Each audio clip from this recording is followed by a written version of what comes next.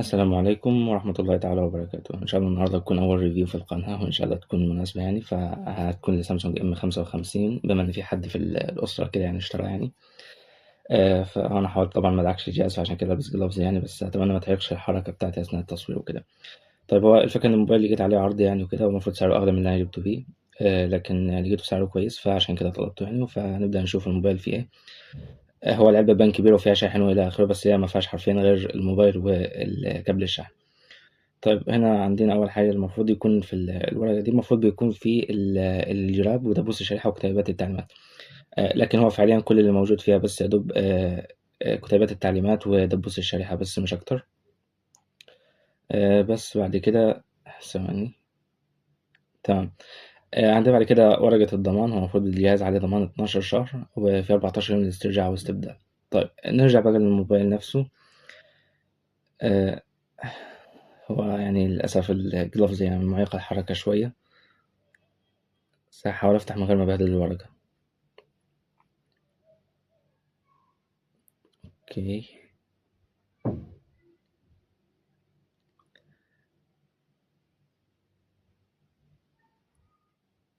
تمام.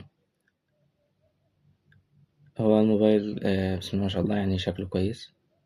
آه، هو طبعا بيجي بتلات كاميرات في الظهر، اللي هو ال50 للكاميرا الوايد، و8 للألترا وايد، وآخر حاجة العدسة الصغيرة الماكرو 5 ميجا. وهو الموبايل لونه أسود، لكن هو مع الإضاءة بيجيب ألوان أزرق وكده يعني. بس هو طبعا الحافة بتاعته من البلاستيك، هو كله من البلاستيك يعني عموما، لكن البلاستيك مش رديء يعني، وخامته كويسة. ومن الجنب فيه درج الشريحة.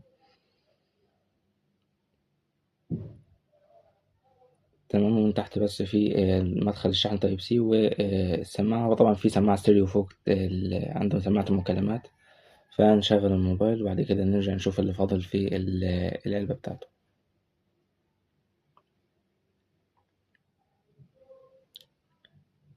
تمام. نرجع للعلبة. هي طبعا علبة إيبان كبيرة وكل حاجة، لكن هي فعليا ما فيهاش حاجة غير وصلة الشحن. هي وصلة شحن تايب سي تو تايب سي، وبتدعم 45 واط. هي طولها تقريبا متر ونص.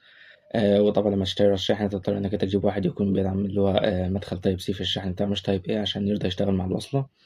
ويفضل لو كان أصلي من الشركة ذات نفسها يعني. بس دي يعتبر كل محتويات العلبة، مفيش شاحن ولا حاجة. فنرجع للموبايل تاني كده. هو خلاص فتح. وبس ده كان الأنبوكسنج بتاع الموبايل. إن شاء الله يكون فيه ريفيو كامل على القناة بعد ممكن يومين 3 أو بالكتير.